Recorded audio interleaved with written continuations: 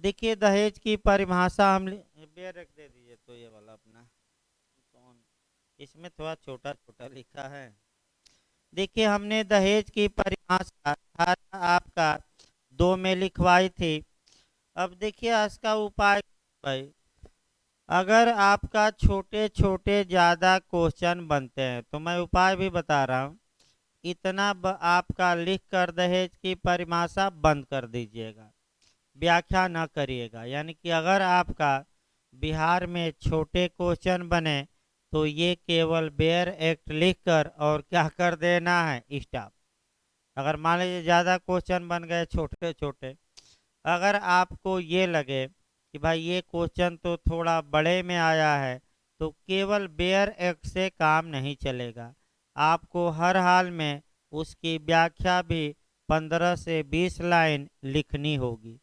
तो भाई दो मॉडल मैं आपको बता रहा हूँ, एक छोटा क्वेश्चन तो बेयर एक्ट लिख कर समाप्त करिए, बड़ा क्वेश्चन आए तो उसकी क्या करेंगे आप, व्याख्या लिखिए। भाई आपका व्याख्या लिखिए। वैसे हो गया होगा, मैंने एक पे लगभग लगा होगा। हाँ स्पष्टीकरण 2 के बाद लिखे, पैराग्राफ चेंज करके लिखिए भाई।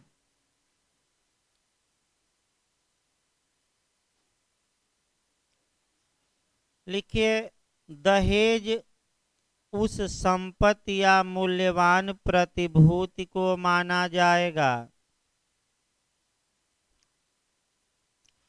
दहेज उस संपत्ति या मूल्यवान प्रतिभूति को माना जाएगा, दहेज उस संपत्ति या मूल्यवान प्रतिभूति को माना जाएगा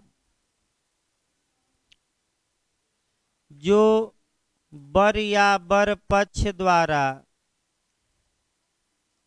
जो वर या वर पक्ष द्वारा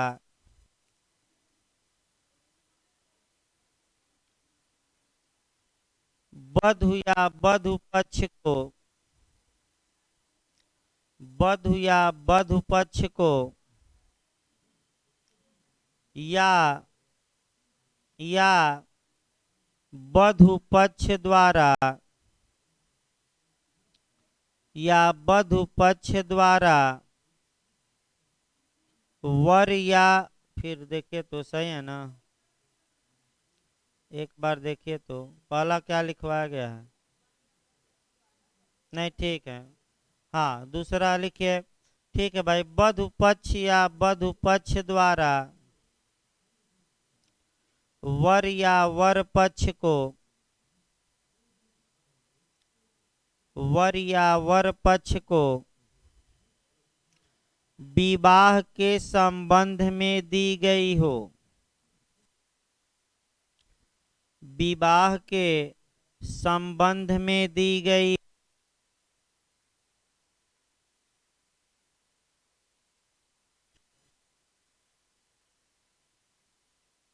लाइन में लिखते रहे, व्याख्या 10-15 लाइन लिखवाना है।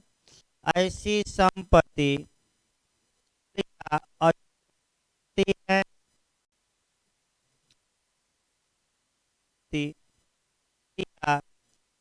हो सकती है, मूल्यवान प्रतिभूति हो सकती है, या मूल्यवान प्रतिभूति हो सकती है।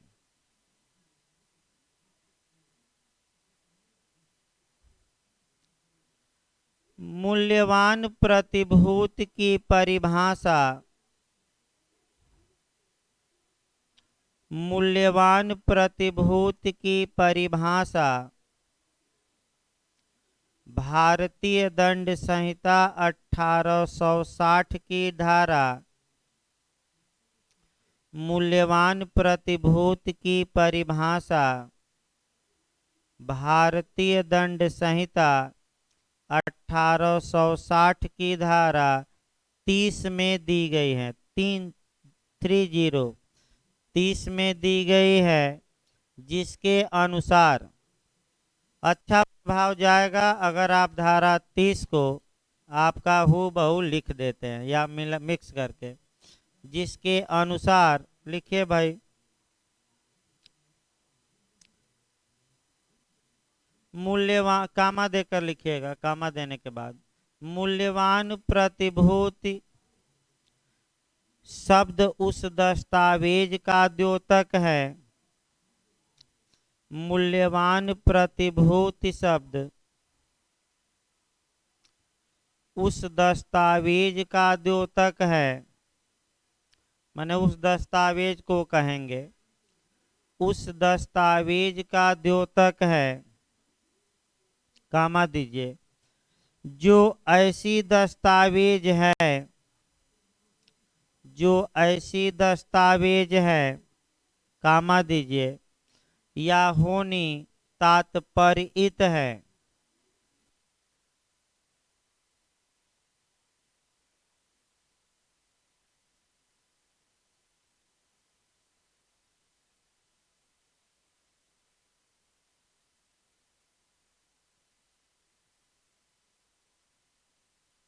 को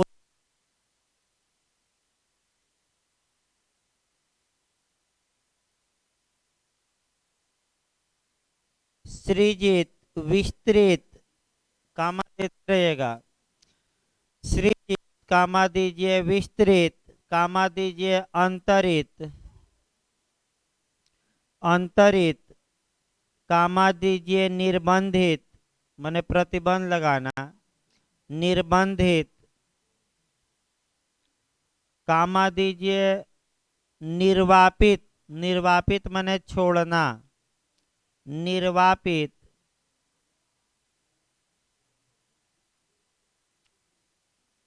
किया जाए, किया जाए, या जिसके द्वारा कोई व्यक्ति,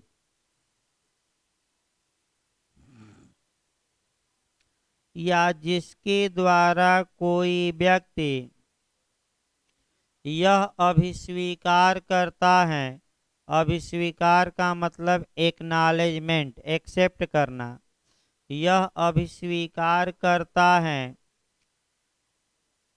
कि वह विधिक दायित्व के अधीन है, कि वह विधिक दायित्व के अधीन है, या अमुक विधिक अधिकार नहीं रखता है, वह विधिक दायित्व के अधीन है, या अमुक विधिक अधिकार नहीं रखता है। अमुक माने कोई, अमुक ना है तो लिखिए कोई, भाई कोष्ट में लिख लीजिए, विधिक अधिकार नहीं रखता है, पैराग्राफ चेंज करके लिखिए। ऐसी संपत्ति या मूल्यवान प्रतिभूति, पैराग्राफ चेंज कर लीजिएगा, ऐसी संपत्ति या मूल्यवान प्रतिभूति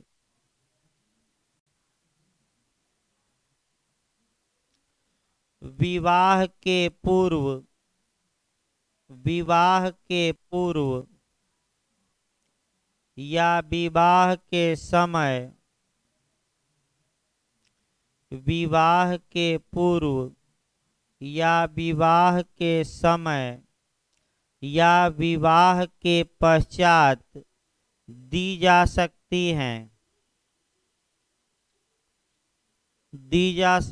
विवाह के पश्चात, देखिए इसी में थोड़ा जोड़ना था भाई, एक सेकंड, विवाह के पश्चात प्रत्यक्ष या अप्रत्यक्ष रूप से, थोड़ा शब्द जोड़ लीजिए तो ताकि दो लाइन ना बनाना पड़े, विवाह के पश्चात प्रत्यक्ष या अप्रत्यक्ष रूप से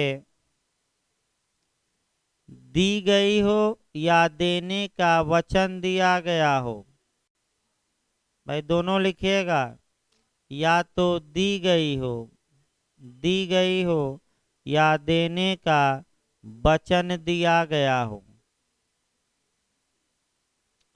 हेडिंग डाल लीजिए भाई, निम्नलिखित, निम्नलिखित को दहेज नहीं माना जाएगा।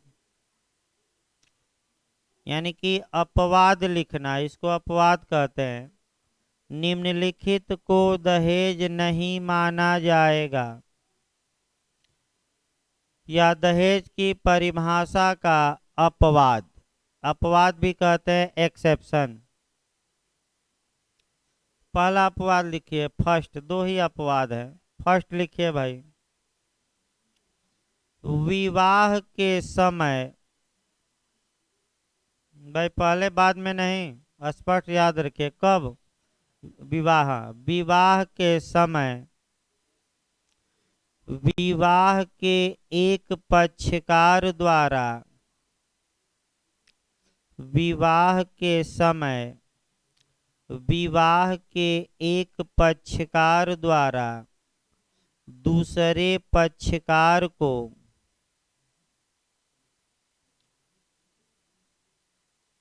या उसके नातेदारों को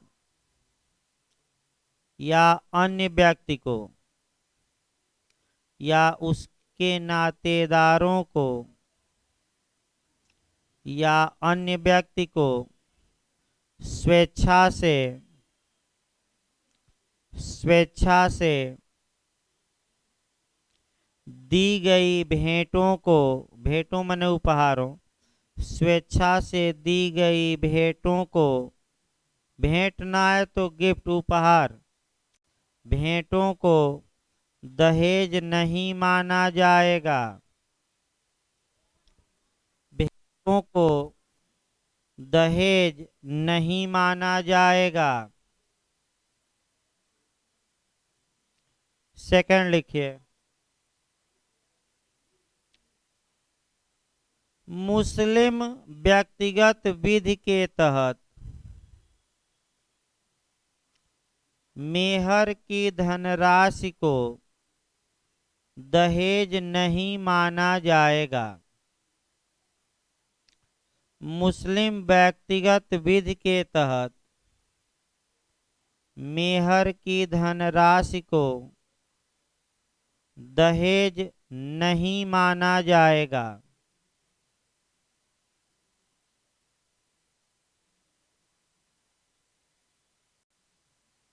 इसी लाइन में लिखिएगा, मेहर वह धनराशि होती है, वस्तु भी हो सकती है भाई, लिखिए मेहर वह वस्तु, वस्तु ही लिखिए, वस्तु में धन भी आ जाएगा। मेहर वह वस्तु होती है या धन होता है, मेहर वह वस्तु या धन होती है जो विवाह के आवश्यक परिणाम के रूप में, जो विवाह के आवश्यक परिणाम के रूप में, आवश्यक परिणाम के रूप में वर पक्ष द्वारा वधू पक्ष को दी जाती हैं। वर पक्ष द्वारा वधू पक्ष को दी जाती हैं।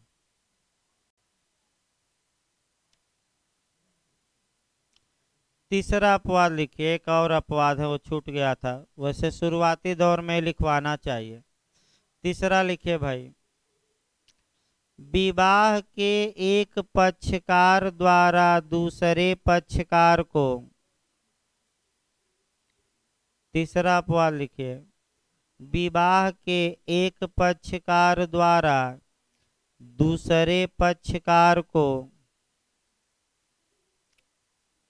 प्रथा के अनुसार दी गई वस्तुओं को भी, प्रथागत वस्तुएं, प्रथा के अनुसार, कस्टम कहा जाता है, प्रथा के अनुसार दी गई वस्तुओं को दहेज नहीं माना जाएगा। दहेज नहीं माना जाएगा। ने प्रथागत जो वस्तुएं दी जाती हैं, या तो वर पक्ष द्वारा वधू को, या वधू पक्ष द्वारा किसको, वर को, इतना भाई, अगर समय रहे तो व्याख्या लिखिए, व्याख्या में अपवाद भी लिखवा दिया गया। अगला लिखिए प्रश्न भाई। इसके बाद आपका जो प्रश्न पूछ सकता है धारा 3 से बन सकता है, लिखिए। उसके बाद 6 और उसके बाद दहेज प्रतिषेध, मैंने 3 क्वेश्चन मुख्य रूप से अभी लिखवाने हैं। लिखिए भाई, आपका प्रश्न बना लीजिए। दहेज देने या दहेज लेने के लिए शास्त्र के प्रावधान का उल्लेख करिए। दहेज देने या दहेज लेने के लिए शास्त्र के प्रावधान का, शास्त्र माने दंड, ना है तो लिख लीजिएगा। शास्त्र मतलब दंड, पनिशमेंट। शास्त्र के प्रावधान का उल्लेख करिए। वैसे ये धारा मैं शॉर्टकट में लिखवाया था, जब एक नया कंसेप्ट कल बताया जा रहा था कि उन दंड माने उन अपराधों का उल्लेख करिए जो इस कानून के तहत क्या है, दंडनीय। तो जहाँ जहाँ सजा था हम अलग से भी उसका क्या बनवाए हैं कल का मॉडल। भाई वो भी आ सकता है कंसेप्चुअल। लिखिए भाई, उत्तर लिखिए, उत्तर इसको लिखिए। दहेज प्रतिषेध अधिनियम 1961। उद्देश्य जरूर लिखिएगा 2 लाइन, मैं फिर बता दूं, जो भी क्वेश्चन लिखिएगा, इसीलिए हर एक प्रश्न में उद्देश्य उत्तर में लिखवा जा रहा है। लिखिए, दहेज प्रतिषेध अधिनियम 1961 का मुख्य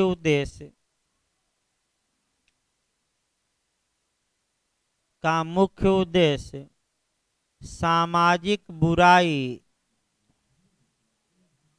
सामाजिक बुराई दहेज देने एवं लेने,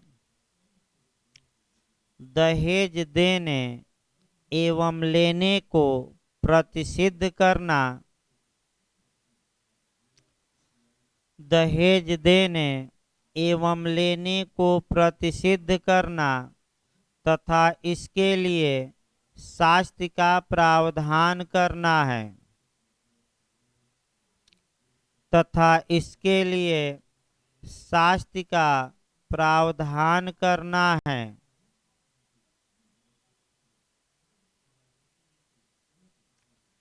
इस उद्देश्य की पूर्ति के लिए, इसी लाइन में लिखिएगा,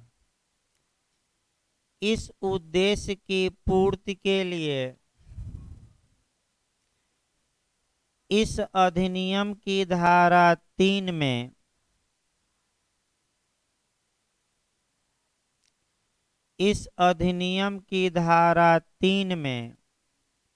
दहेज लेने एवं देने को दंडनीय बनाया गया है।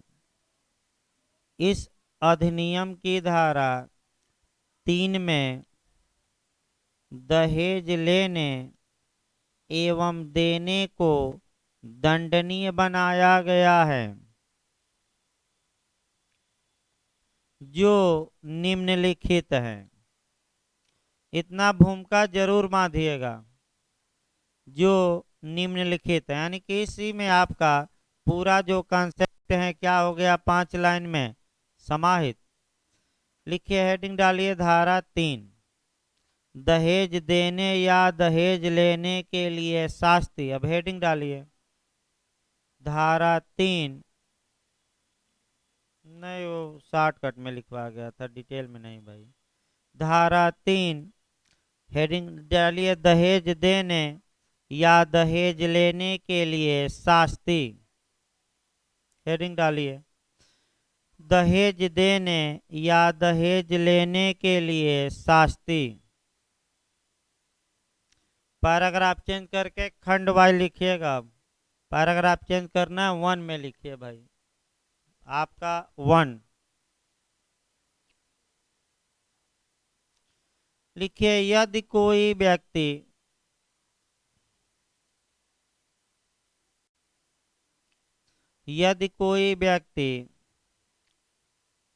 इस अधिनियम के प्रारंभ होने के पश्चात इस अधिनियम के प्रारंभ होने के पश्चात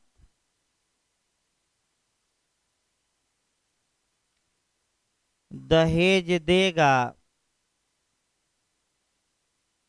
या लेगा, दहेज देगा या लेगा, अथवा अथवा दहेज देना या लेना, अथवा दहेज देना या लेना दुष्प्रेरित करेगा, दहेज देना या लेना दुष्प्रेरित करेगा, तो वह कारावास से जिसकी अवधि तो वह कारावास से जिसकी अवधि 5 वर्ष से कम की नहीं होगी, जिसकी अवधि 5 वर्ष से कम की नहीं होगी, कामा दीजिएगा, और जुर्माने से जो 15,000 रुपये से और जुर्माने से जो 15,000 रुपये से या ऐसे दहेज के मूल्य की रकम तक का या ऐसे दहेज के मूल्य की रकम तक का, कामा दीजिए भाई, इनमें से जो भी अधिक हो, इनमें से जो भी अधिक हो, फिर कामा दीजिए कम नहीं होगा, इनमें से जो भी अधिक हो, कामा देना है, कम नहीं होगा, कामा दीजिए, फिर दंडनीय होगा, अभी बचा है भाई एक शब्द, दंडनीय होगा। पैराग्राफ चेंज करके लिखिए, पैराग्राफ चेंज कर लीजिएगा। परंतु न्यायालय पर्याप्त और विशेष कारणों से, परंतु न्यायालय पर्याप्त और विशेष कारणों से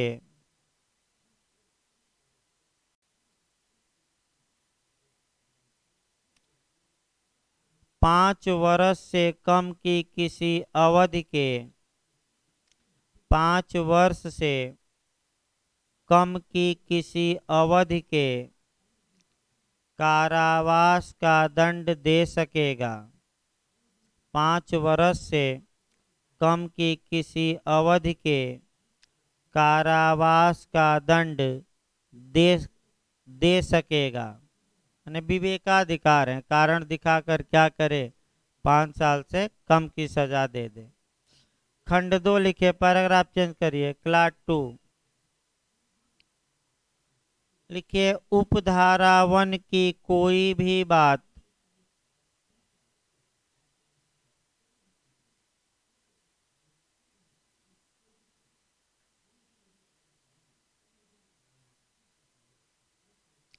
निम्नलिखित को लागू नहीं होगी,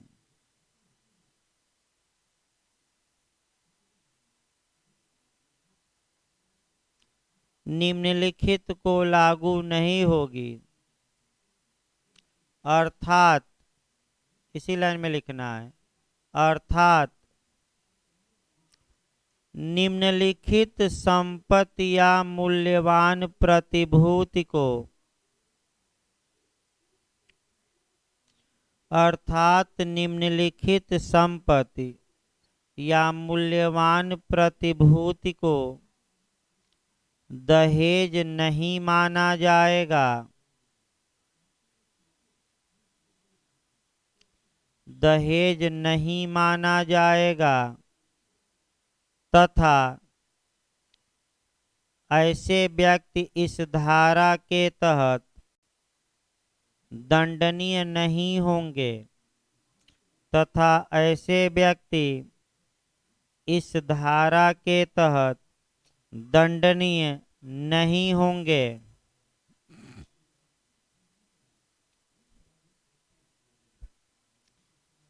पैराग्राफ चेंज करके लिखिए, एकदम क्लियर हो गया कि भाई कुछ चीजें हैं, बस उसको अब आपका बेयरक लिख देना, इसीलिए अर्थात करके मैं लिखवा दिया कि बाद में भाई कोई कंफ्यूजन न रहे। लिखिए स्मॉल ए, पैराग्राफ चेंज करके स्मॉल ए लिखिए भाई। ऐसी भेंटों को स्मॉल ए में लिखिएगा, ऐसी भेंटों को कामा दीजिए जो वधु को विवाह के समय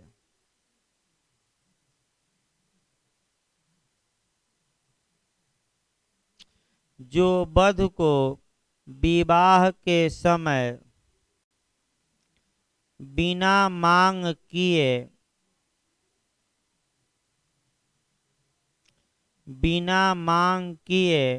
माने वधु ने मांग नहीं किया है, बिना मांग किए स्वेच्छा से दी जाती हैं।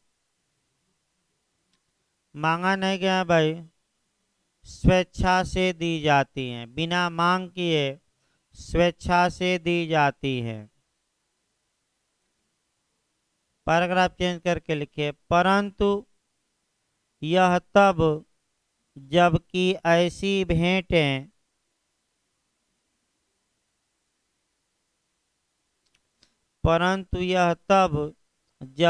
ऐसी भेंटें इस अधिनियम के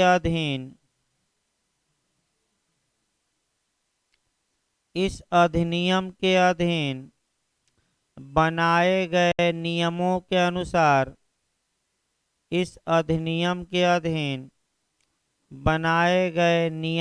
अनुसार रखी गई सूची में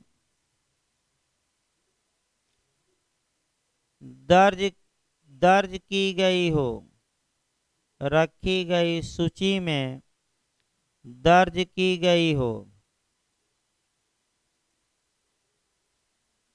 स्मॉल बी लिखिए भाई, पैराग्राफ चेंज करके स्मॉल बी लिखिए। इसमें ऐसी भेंटों को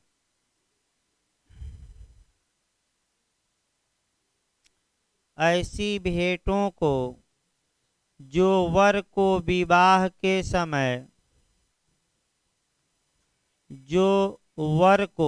पहला भाई वधु को था, दूसरा किसको लिखवाया जा रहा है, वर को, जो वर को विवाह के समय बिना मांग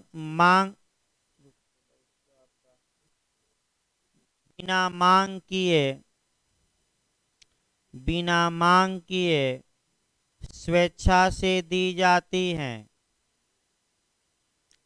बिना मांग किए स्वेच्छा से दी जाती हैं, उसे दहेज नहीं माना जाएगा। उसे दहेज नहीं माना जाएगा। किंतु ऐसी भेंटें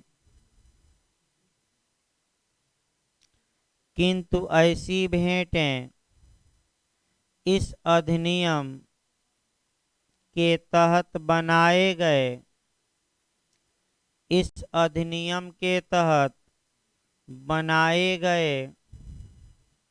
नियमों के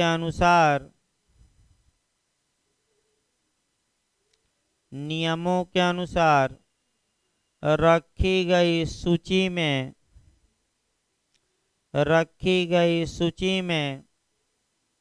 दर्ज की गई हो, रखी गई सूची में दर्ज की गई हो। पैराग्राफ फिर चेंज करके लिखिए, परंतु यह और की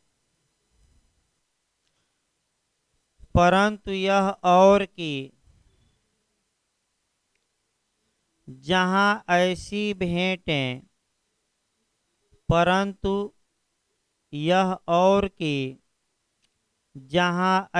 भेंटें जो वधु द्वारा या उसकी ओर से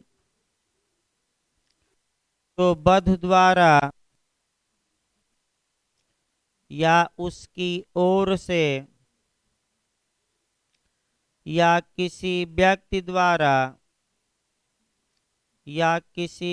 द्वारा जो वधू का नातेदार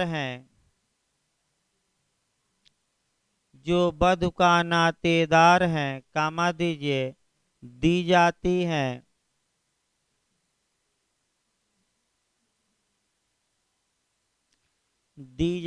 है, वहाँ ऐसी भेंटें रूढ़िगत प्रकृति की हैं। वहाँ ऐसी भेंटें रूढ़िगत प्रकृति की हैं, यानी कि परंपरा के अनुसार दी जाती हैं, रूढ़िगत प्रकृति की हैं, और उसका मूल्य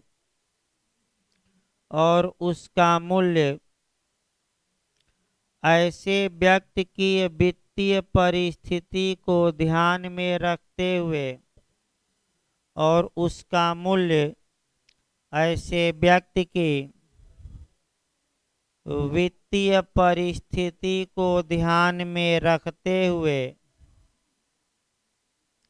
अधिक न हो,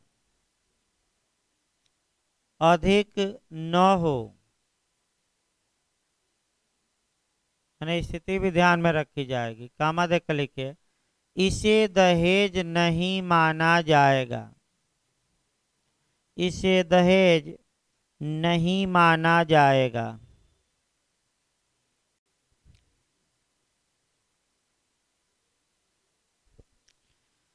अगला क्वेश्चन आपका बन सकता है धारा 6 से बन सकता है। लिख लीजिए भाई, आपका प्रश्न बनाइए। तो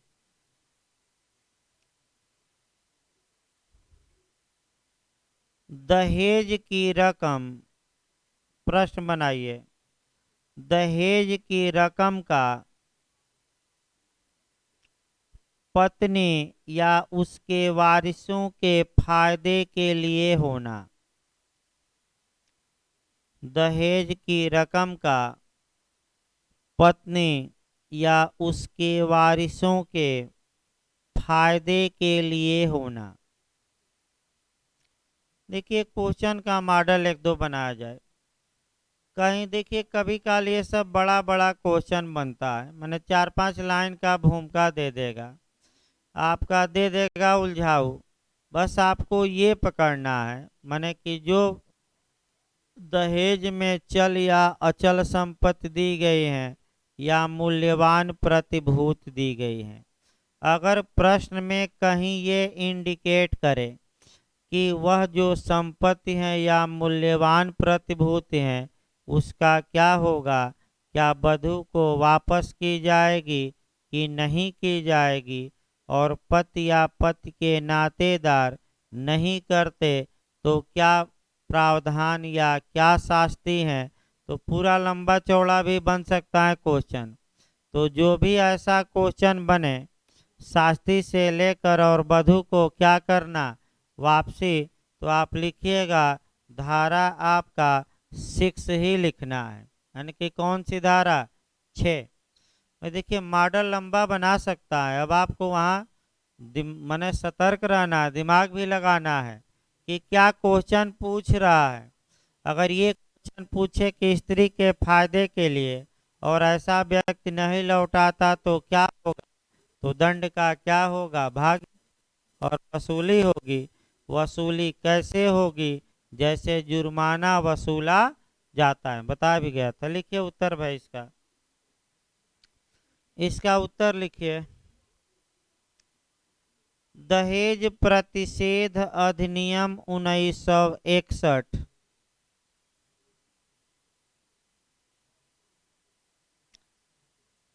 दहेज प्रतिषेध अधिनियम 1961 का मुख्य उद्देश्य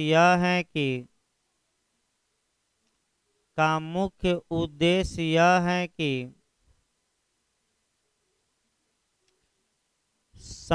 सामाजिक बुराई एवं प्रथा, सामाजिक बुराई एवं प्रथा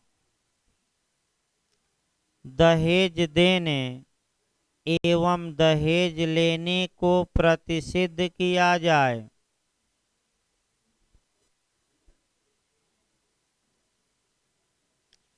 दहेज देने एवं दहेज लेने को प्रतिषिद्ध किया जाए तथा दहेज की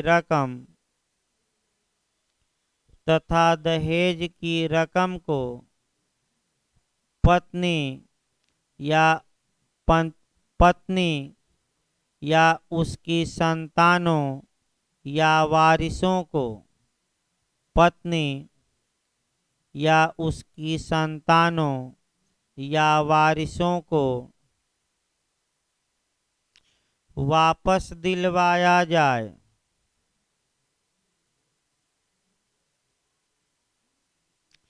वापस दिलवाया जाए।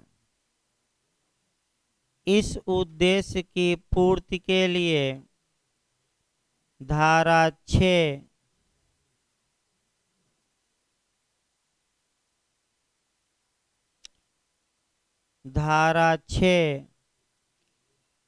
का निर्माण किया गया है। या धारा 6 बनाई गई है भी लिख सकते हैं, या निर्माण किया गया है, दोनों में से कोई लिख सकते हैं भाई। या तो बनाई गई है या क्या निर्माण की गई है। पैराग्राफ चेंज करिए, हेडिंग डालिए धारा 6। दहेज का पत्नी या उसके वारिसों के फायदे के लिए होना।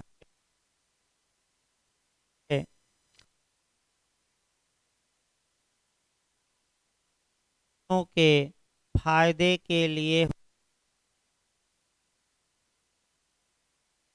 व्याख्या का समय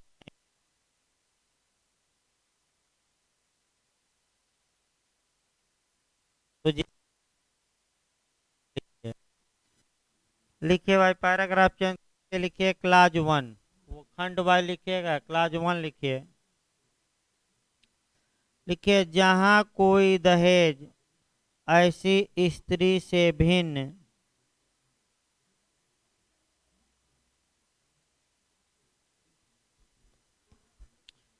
जहां कोई दहेज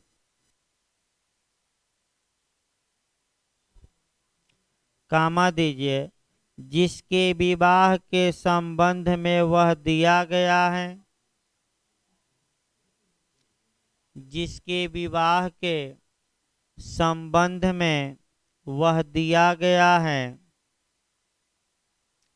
कामा दीजिए किसी व्यक्ति द्वारा प्राप्त किया जाता है,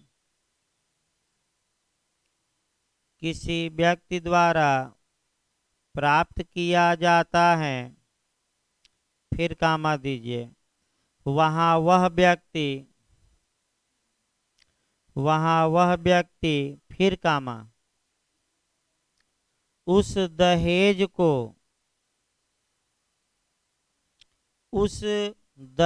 को पढ़ी पाई दे देना है, लाइन चेंज कर देना है भाई, ऐसे लाइन खींच के छोड़ दीजिए। स्मॉल ए लिखिए पैराग्राफ चेंज करके। स्मॉल ए, यदि वह दहेज विवाह के पूर्व प्राप्त किया गया था, स्मॉल ए में लिखिएगा, यदि वह दहेज विवाह के पूर्व प्राप्त किया गया था तो विवाह की तारीख के पश्चात 3 मास के भीतर, यदि वह दहेज विवाह के पूर्व प्राप्त किया गया था तो विवाह की तारीख के पश्चात 3 मास के भीतर, कामा देकर स्मॉल बी में लिखिए, कामा देकर लाइन चेंज करके स्मॉल बी में लिखिए, यदि वह दहेज विवाह के समय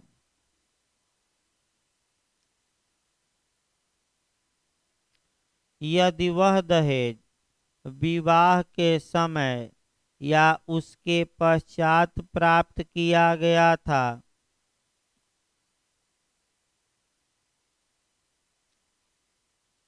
यदि वह दहेज विवाह के समय या उसके पश्चात प्राप्त किया गया था, कामा दीजिए, तो उसकी प्राप्ति की तारीख के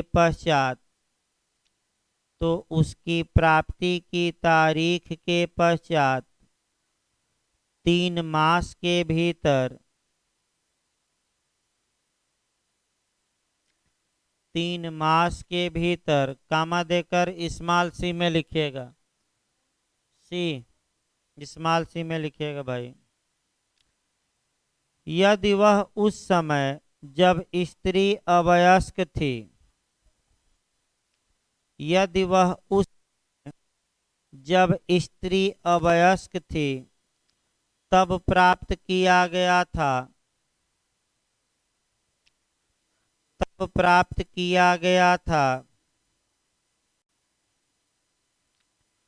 तो उसके 18 वर्ष की आयु प्राप्त करने के पश्चात, तो उसके 18 वर्ष की आयु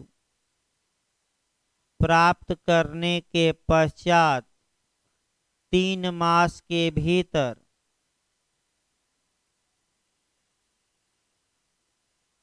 3 मास के भीतर कामा देकर पैराग्राफ चेंज करके लिखिए, हर हाल में पैराग्राफ चेंज कर लीजिएगा। 3 मास के भीतर पैराग्राफ चेंज करके लिखिए। स्त्री को अंतरित कर देगा, स्त्री को अंतरित कर देगा और ऐसे अंतरण तक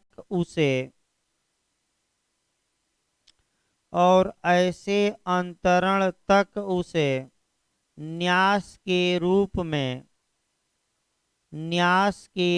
में स्त्री के फायदे के लिए धारण करेगा, न्यास के रूप में स्त्री के फायदे के लिए धारण करेगा,